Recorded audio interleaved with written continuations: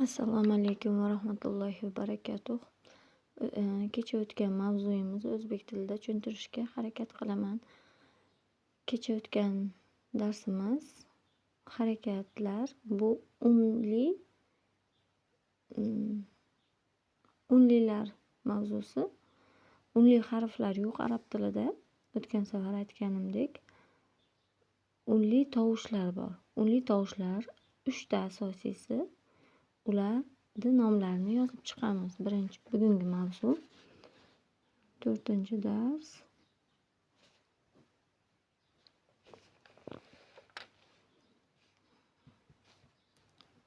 Unli tovushlar.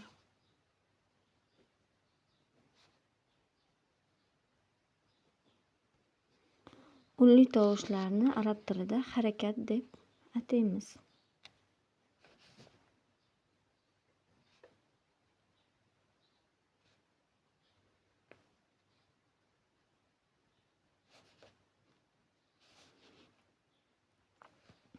Harakat degani bu o'zimiz o'zbek tilida harakat ma'nosini beradi. Nimaga? Chunki undosh harflar o'zlari suistovat qilolmaydi. Ularni harakatga keltirish uchun unli tovushlar yordam beradi.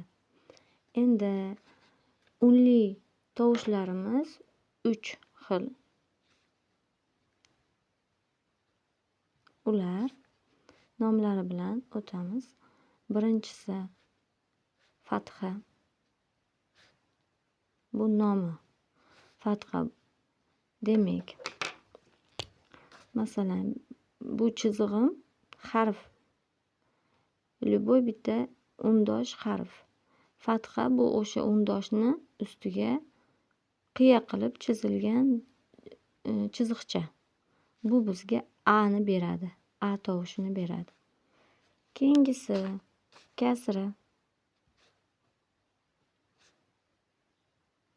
Kasra. Bu undosh harfimiz bo'lsa pastiga qiya chiziqcha bizga I tovushini beradi. Uchinchisi domma.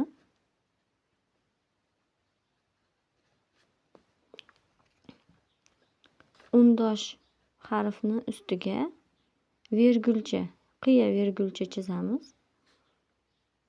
U bizga U tovushini beradi. Endi bunga yordamchilari bor. Ular 2 xil. Ikkita yordamchisi bor. Ikkita yordamchi. Ular sukun va shadda.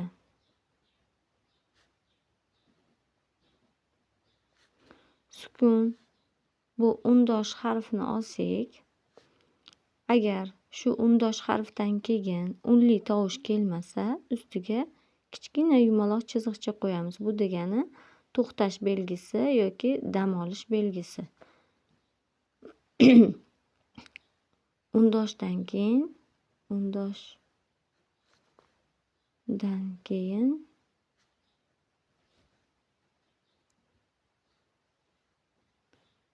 unli yo'q bo'lsa,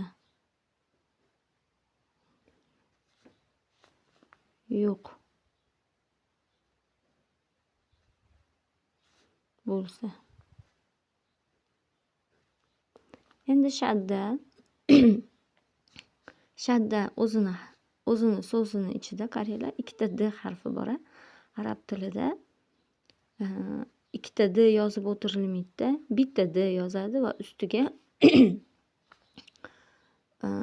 belgisini qo'yadi. Masalan, bu undosh harf bo'lsa, ustiga qaysi harfni biz ko'paytirmoqchi, 2 ta qilmoqchi bo'lsak, ustiga ingliz tilidagi W ni kichkina qilib chizib qo'yamiz. Va bizda bu ikkita undosh, ikkita bir xil undosh. Ikkita bir xil undosh borligini bildiradi.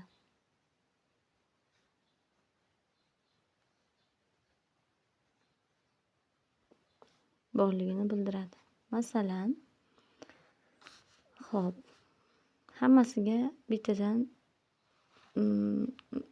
primer keltiraman. Fatha A ga, masalan, maktab deylik. Maktab. Biz faqat undoshlarni yozib olamiz. M, K, T, B. Maktab.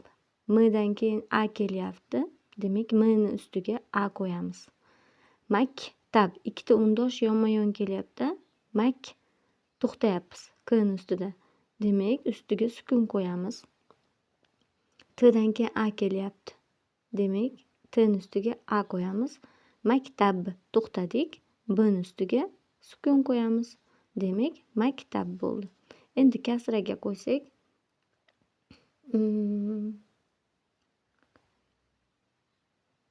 nigora degan so'zni olaylik. Hop.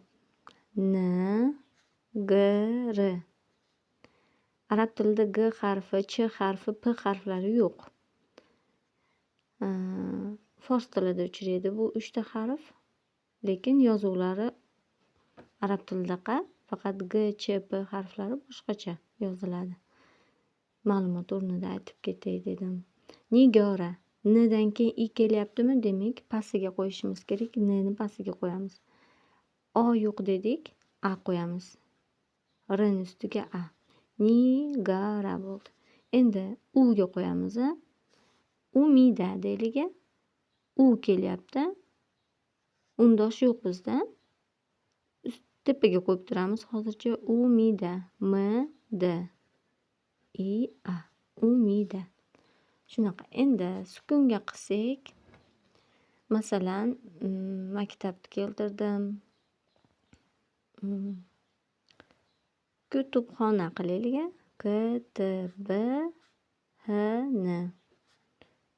Kutub. To'xtayapmiz. Xona. Mana. Yana masalan, yo'q.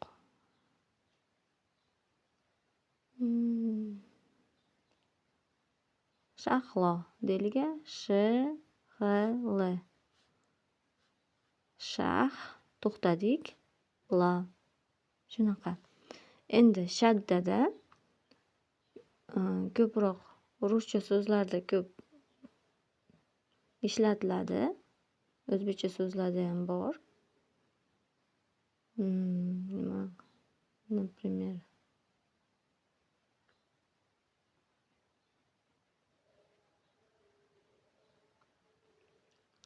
Например, 11 deylik.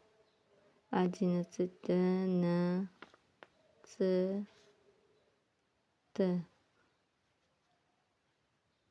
A. Endi O yo'q. Adi. Nad. Mana D qolib ketibdi. Sukun. Sit. Sizlar shu shaddaga o'zinglarni primerlarni keltirasizlar. Qancha ko'p primer keltirsanglar, shuncha miyada yaxshi qoladi. Har bir unli tovushlarimizga o'zinglar o'tgan harflarimiz alif, ba, ta, sa bo'lsa, o'shalardan primer keltiringlar yozib, bilmagan harfinglar bo'lsa, primerlarda mashq qilib tuzsanglar ham bo'ladi. Hammaga katta rahmat. Ko'rishguncha xayr. Ilal liqa, ma'assalama.